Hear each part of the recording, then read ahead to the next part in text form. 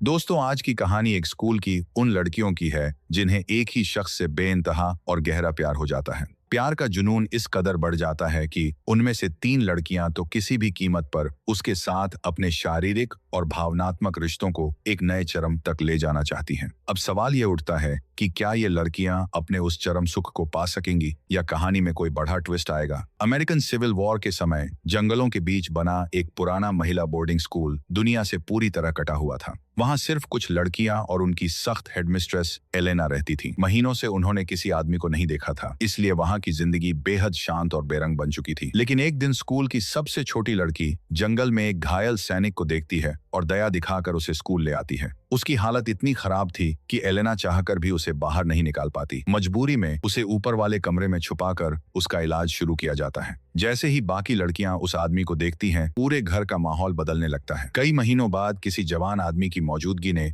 उनके अंदर दब चुकी भावनाओं को फिर जगा दिया था। रात को जब एलेना उसकी चोट साफ कर रही होती है, तभी वो आदमी पहली बार आंखें खोलता है और हल्की मुस्कान के साथ उसका हाथ पकड़कर धन्यवाद कहता है। अगले कुछ दिनों में लड़कियां अलग अलग बहानों से उसके कमरे तक आने लगती हैं, लेकिन उन सब में सबसे ज्यादा बदल चुकी थी सोफिया, स्कूल की सबसे शांत लड़की। धीरे धीरे उस घायल सैनिक की तबीयत ठीक होने लगती है, लेकिन उसके साथ ही स्कूल का माहौल भी बदलने लगता है। अब हर लड़की किसी न किसी बहाने उसके आसपास रहने की कोशिश करती थी। वो आदमी, जिसका नाम एड्रियन था, बहुत चालाक था और सबकी भावनाएं अच्छी तरह समझ रहा था। वो हर लड़की से अलग तरीके से बात करता, जिससे सभी को लगने लगता कि शायद वो उन्हें बाकी सबसे ज्यादा पसंद करता है, खासकर सोफिया, जो अब उसके कमरे में देर रात तक बैठने लगी थी। दोनों घंटों धीमी आवाज में बातें करते और उनके बीच की नजदीकियां धीरे धीरे बढ़ने लगती। दूसरी तरफ एलेना ये सब देखकर परेशान होने लगती है, क्योंकि उसे महसूस हो चुका था कि एड्रियन सिर्फ एक घायल आदमी नहीं, बल्कि ऐसा इंसान है जो लोगों के दिलों से खेलना जानता है।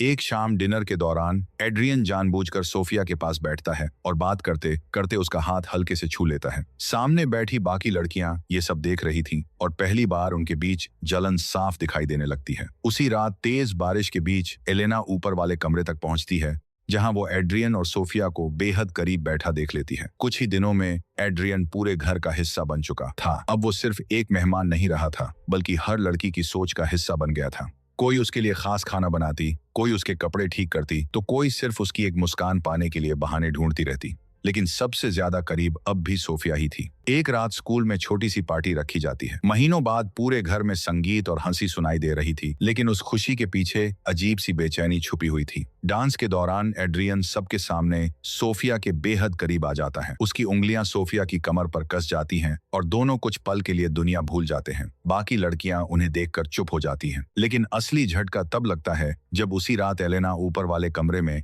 एड्रियन को किसी और लड़की के साथ बेहद करीब देख लेती है। उस पल उसे समझ आ जाता है कि एड्रियन किसी से प्यार नहीं करता, वो सिर्फ सबकी भावनाओं से खेल रहा है। दूसरी तरफ सोफिया अभी भी उसे सच मान चुकी थी, लेकिन जब उसे भी धीरे धीरे एड्रियन की असलियत पता चलती है, तो गुस्से और दर्द में दोनों के बीच भयानक बहस हो जाती है। इसी दौरान सोफिया उसे जोर से धक्का दे देती है और एड्रियन सीढ़ियों से नीचे गिर जाता है। गिरते ही उसकी दर्दनाक चीख पूरे घर में गूंज उठती है और नीचे पहुंचकर सब देखते हैं कि उसका पैर बुरी तरह टूट चुका था। उसका पैर इतनी बुरी तरह टूट चुका था कि एलेना समझ जाती है कि अगर तुरंत इलाज नहीं किया गया तो वो मर सकता है। मजबूरी में वो उसका पैर काटने का फैसला लेती है। जब एड्रियन को होश आता है और उसे पता चलता है कि उसका पैर अब नहीं रहा, तो वो पागलों की तरह चिल्लाने लगता है। उसका शांत और आकर्षक चेहरा अब पूरी तरह बदल चुका था, लेकिन एलेना समझ चुकी थी कि अगर एड्रियन को यहीं रखा गया तो वो किसी न किसी को नुकसान जरूर पहुंचाएगा। आखिरकार एक रात सभी लड़कियां नीचे बैठकर फैसला करती हैं कि उन्हें किसी तरह एड्रियन से हमेशा के लिए छुटकारा पाना होगा। तभी एक लड़की को याद आता है कि जंगल में उगने वाले कुछ मशरूम जहरीले होते हैं। अगले दिन एलेना सामान्य व्यवहार करते हुए एड्रियन के लिए खास डिनर तैयार करवाती है। एड्रियन भी पहली बार शांत दिखाई देता है, जैसे उसे लग रहा हो कि सब कुछ फिर से ठीक हो रहा है। डिनर के दौरान वो सबसे माफी मांगता है और कहता है कि गुस्से में उसने जरूरत से ज्यादा बातें बोल दी थीं। फिर एलेना उसके सामने उसकी पसंदीदा मशरूम डिश रखती है। एड्रियन बिना शक किए उसे खाना शुरू कर देता है, लेकिन कुछ ही मिनटों बाद उसके गले में जलन होने लगती है। उसकी सांसें तेज हो जाती हैं और वो घबराकर सबकी तरफ देखने लगता है। कुछ ही पलों में उसकी सांसें हमेशा के लिए रुक जाती हैं। उसके मरते ही पूरे घर में अजीब सी खामोशी छा जाती है। बाहर बारिश फिर शुरू हो चुकी थी, जैसे उस घर के अंदर हुई हर चीज को हमेशा के लिए धो देना चाहती हो।